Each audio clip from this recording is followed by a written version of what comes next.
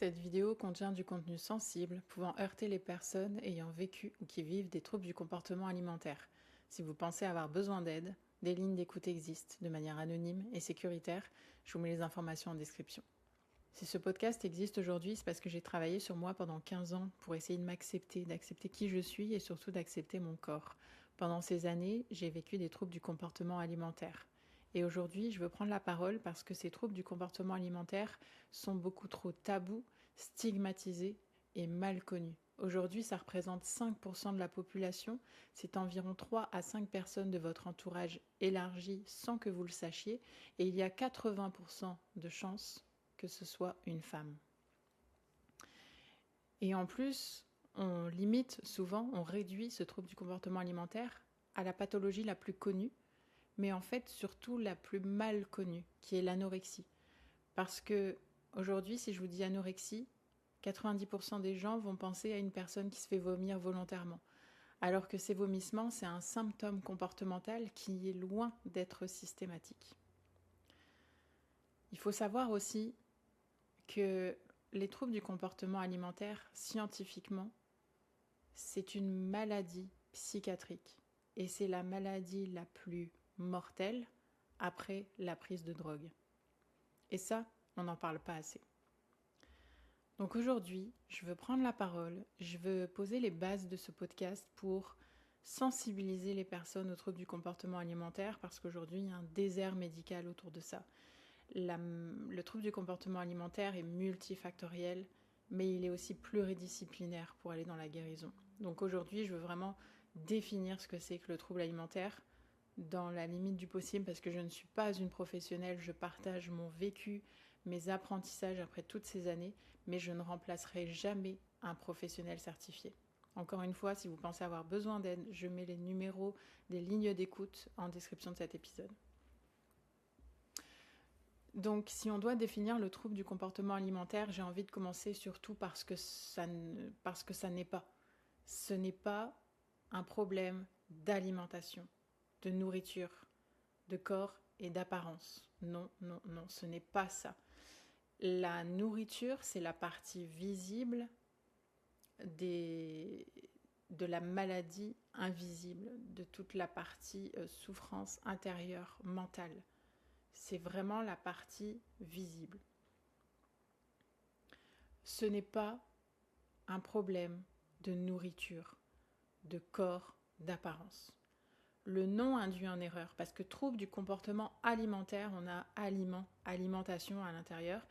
Et oui, c'est la partie visible, mais c'est la partie visible d'une souffrance invisible, intérieure, dont on ne parle pas assez, d'où le nom de ce podcast.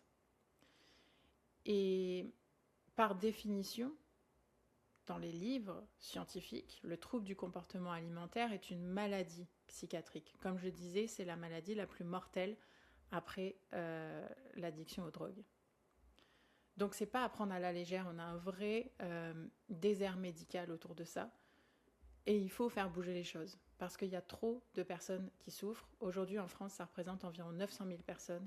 Au Québec, environ 400 000 personnes, et ces chiffres sont grandement sous-estimés. On a 3 facteurs déclencheurs du trouble du comportement alimentaire. Il peut être biologique, génétique, donc c'est des prédispositions à développer ce trouble. On a des facteurs psychologiques comme de l'anxiété, de la dépression, un manque d'estime de soi, un besoin de contrôle absolu. Et on a évidemment des facteurs sociaux, la pression des régimes, de la minceur, dont on est tous victimes, surtout les femmes malheureusement. Pour aller plus loin dans la définition des troubles du comportement alimentaire, les différentes pathologies, si on peut les classer, parce que là encore, c'est une maladie psychiatrique, donc on ne peut pas mettre les choses dans des cases fermées, c'est beaucoup plus complexe que ça. Mais si on peut définir quelques familles de troubles du comportement alimentaire, on a l'anorexie mentale, où la restriction est stricte et on a de la dysmorphophobie, la peur viscérale de grossir, donc on est vraiment dans une restriction. La boulimie, à l'inverse, c'est des crises d'ingurgitation compulsive suivies de stratégies compensatoires comme des vomissements, comme un sport à outrance ou peut-être une restriction plus excessive derrière pour gommer en fait la compulsion. Ensuite, on a l'hyperphagie boulimique où c'est la même chose que la boulimie, on a ces compulsions alimentaires mais il n'y a pas de stratégie compensatoire à l'inverse. Et enfin, l'orthorexie, qui est la pression de manger 100% sainement, de faire aucune dérogation à ça. Et en fait, on a plein d'autres types de troubles de comportement alimentaire qui sont peut-être un peu inclassables. Et encore une fois, je ne suis pas professionnelle, donc je ne peux pas tous les définir et les nommer, mais c'est les grandes familles qu'on retient. Puis, il faut savoir que le trouble du comportement alimentaire, il peut évoluer au cours d'une vie. Moi, je suis passée je pense principalement dans l'anorexie mentale, mais l'orthorexie, ensuite, la pression de bien manger a pris le dessus, donc ça vit en fonction des périodes de vie, justement, puis à travers notre cheminement. Le trouble alimentaire peut prendre différentes directions et se transformer dépendamment de notre avancée. Et c'est quand même sournois parce que l'anorexie mentale et, en fait, non pas l'anorexie mentale, mais les troubles du comportement alimentaire, très très très souvent, ils sont invisibles. Vous ne pouvez pas le voir. Moi, je sais que en étant atteinte d'anorexie mentale, plusieurs fois, je me suis dit que j'étais pas légitime ou assez importante, assez malade parce que j'étais pas à l'hôpital avoir la peau sur les os. En fait, c'est pas nécessaire. Il y a pas, ça vient pas valider un trouble du comportement alimentaire. La restriction, elle est quand même là. Et j'ai vécu, on va en parler juste après, l'impact. Mais j'ai perdu mes règles, j'ai perdu beaucoup de fonctions primaires en fait de mon corps. Oui, je faisais pas, j'étais pas en position de danger par rapport à mon poids, mais mon corps, il me montrait très bien qu'il n'arrivait plus à fonctionner. Donc ça fait une transition sur l'impact réel des troubles du comportement alimentaire sur le corps. Il y a un impact physique, des risques cardiaques, d'ostéoporose, de dénutrition. L'aménorrhée, je voulais en parler, c'est que moi j'ai perdu mes règles, mon système digestif ne fonctionnait plus du tout. Les frissons, de toujours avoir froid, enfin il y a beaucoup de choses, puis tout ce qui est aussi impact psychologique, la dépression, l'anxiété, des pensées parfois suicidaires. Moi, le psychologique, il y a eu beaucoup de pathologies comme la dysmorphophobie, donc de cette peur viscérale de grossir, comment on appelle ça, de distorsion cognitive, de ne pas voir son corps tel qu'il est, puis aussi de créer des chemins neuronaux qui nous donnent des pensées biaisées en fait. On n'est plus dans une réalité, on déforme les choses, que ce soit visuellement ou d'un point de vue de la pensée, donc on n'est plus nous-mêmes, vraiment on n'est plus nous-mêmes. Et l'impact social qu'il faut nommer évidemment dans le sens où on se prive de beaucoup d'événements, on va se priver, on va se replier sur soi, on va refuser des événements, refuser des liens sociaux parce que c'est trop difficile. On n'est pas soi-même et en plus on a un genre de dédoublement de la personnalité dans le sens où quand on est atteint de troubles du comportement alimentaire, on a la personne saine telle qu'on est, puis on a la voix du trouble alimentaire qui est un peu le tyran.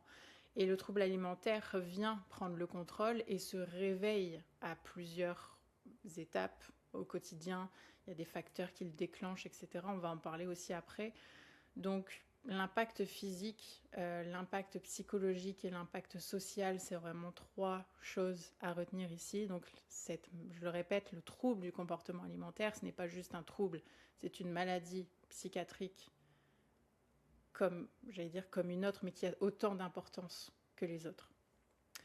Et donc, si on veut aller de l'avant en parlant de guérison, je pense que la guérison, justement, elle est pluridisciplinaire dans le sens où on a besoin d'un accompagnement psychologique avec des psychologues, des thérapies cognitivo-comportementales pour comprendre ce lien entre les pensées, les émotions, les comportements. Il y a des choses à déconstruire. puis des médecins nutritionnistes qui vont vous réapprendre à manger, comment se nourrir, comment renouer avec nos sentiments de faim et de satiété, comment se nourrir de manière intuitive, comme on l'a fait au plus jeune âge en fait. On ne sait plus le faire. Et à côté de ça, je pense qu'il y a, en tout cas c'est mon vécu, il y a vraiment des accompagnements holistiques, de médecine peut-être un peu plus douce, qui vont venir compléter les accompagnements avec des compétences diverses. Ça peut être aussi des soins corporels pour se réapproprier ses sensations physiques. Ça peut être des soins énergétiques, ça peut être de l'acupuncture, à côté de tout ce protocole psychologique et de médecins nutritionnistes autour. Et il n'y a pas, en fait, aujourd'hui, il n'y a pas de recette, il n'y a pas de manuel qui dit voilà comment on guérit un trouble du comportement alimentaire. Chaque personne va cheminer à son rythme et va trouver ce qui fonctionne pour elle, mais il n'y a pas une seule façon. C'est là toute la complexité du trouble. Il y a une base commune, il y a une base des savoirs autour de ça, mais chaque personne a sa particularité. Puis tout ce qui est mental, on le sait, c'est pas comme noir ou blanc, c'est vraiment plus compliqué que ça. Il faut savoir que le chemin est long vers la guérison et que la rechute fait partie du processus. Et c'est normal. Et surtout, l'entourage, je pense, a un impact, a une importance, parce qu'aujourd'hui, malheureusement, surtout quand on ne sait pas qu'une personne est atteinte de troubles du comportement alimentaire, on fait beaucoup dans notre vie, dans notre quotidien, dans notre société, on fait beaucoup de commentaires sur le physique, l'apparence des autres, même quand c'est bienveillant, même quand c'est un compliment. Pour certaines personnes, moi c'était le cas, ça vient réveiller le trouble du comportement alimentaire, ça vient réveiller cette voix, ce tyran qui prend le dessus en fait tout de suite. Parce que imaginons qu'on a un compliment, on se dit cool, j'arrive à mes fins, je me contrôle suffisamment pour avoir un impact sur mon image corporelle, donc il faut que je continue pour surtout pas la perdre, etc. Donc c'est très sournois comme ça. Et surtout, je pense que l'entourage doit juste être présent, puis ouvrir une porte au lieu de dire j'ai l'impression que tu calcules beaucoup, ou là c'est difficile, ou tu fais des compulsions alimentaires, etc. C'est plus comment tu te sens aujourd'hui, de vraiment d'ouvrir la porte et d'être à l'écoute et de communiquer un amour inconditionnel, juste être présent pour parler, en fait pour s'adresser à la personne saine, ne pas mettre le doigt sur l'autre personnalité, le trouble qui lui est juste extérieur et n'est pas la personne telle qu'elle est. Donc je pense que c'est important de nourrir cette partie saine entre guillemets.